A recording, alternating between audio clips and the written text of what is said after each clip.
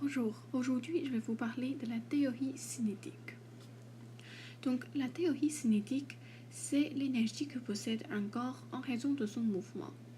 Et sa formule est, comme vous pouvez voir, c'est EK qui est égal à 1/2 fois masse fois vitesse à la carré. Et vous pouvez voir que c'est la même formule que l'énergie cinétique qu'on a vue en physique. Pour que vous puissiez comprendre mieux qu'est-ce que c'est la théorie cinétique, je vais vous l'expliquer par ces quatre principes. Les quatre principes du gaz. Le premier principe, c'est que les gaz sont tous constitués de particules extrêmement petites et très espacées les unes des autres. Ce qu'on dit par là, c'est que pour une même énergie cinétique donnée, plus la masse est grande, plus la vitesse va être petite. Et plus la masse est petite, plus la vitesse va être grande. Donc il s'agit d'une proportion inverse. Et c'est selon la loi de Graham. Aussi, les mouvements que font les gaz sont la rotation, la vibration et la translation. Donc ils font beaucoup de mouvements, ils sont très énergétiques et ils sont très espacés les unes des autres. Et c'est surtout du vide qui est constitué cet espace. Donc c'est pour ça qu'on dit que les gaz sont compressibles, c'est-à-dire on peut justement juste diminuer l'espace entre eux. Le deuxième principe qui explique aussi la théorie cinétique du gaz, c'est que les particules gazeuses sont continuellement en mouvement.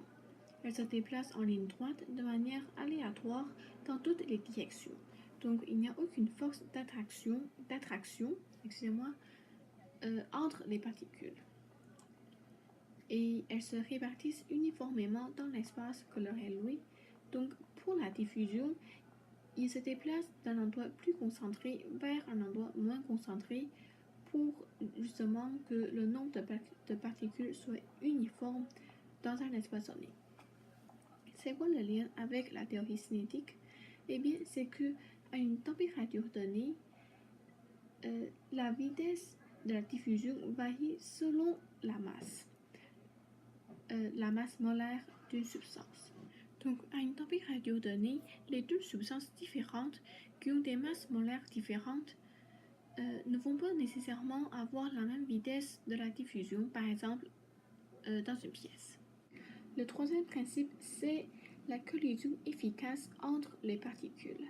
C'est-à-dire que lors d'une collision, il n'y a aucune perte d'énergie pour justement les deux particules qui entrent en collision. Donc, le EK moyen est toujours constant pour une température donnée. Le quatrième principe, c'est que l'énergie cinétique d'un gaz, c'est-à-dire l'énergie de leur mouvement, de leur déplacement, dépend de la température et uniquement de la température. En fait, si la température augmente, alors les particules deviennent plus excitées, donc leur vitesse augmente, ce qui fait augmenter son EK moyen, puisque leur masse molaire demeure toujours constante. Et si la température baisse, les particules gazeuses deviennent moins énergiques, donc leur vitesse va diminuer, ce qui diminue aussi leur EK moyen. Donc en conclusion, l'énergie cinétique, c'est l'énergie que possède un corps en lien avec son déplacement et son mouvement. Et la théorie cinétique est basée sur 4 principes du gaz. Le premier, c'est la masse des particules et l'espace entre eux. Le deuxième, c'est le mouvement continuel des particules gazeuses. Le troisième, la collision efficace. Et le quatrième, l'influence de la température. Donc, pour modifier l'énergie cinétique moyenne d'une substance, il a seulement soit augmenter la température ou diminuer la température. Et pour une même température donnée, la vitesse de diffusion d'une substance chimique, elle varie selon la masse molaire de cette substance.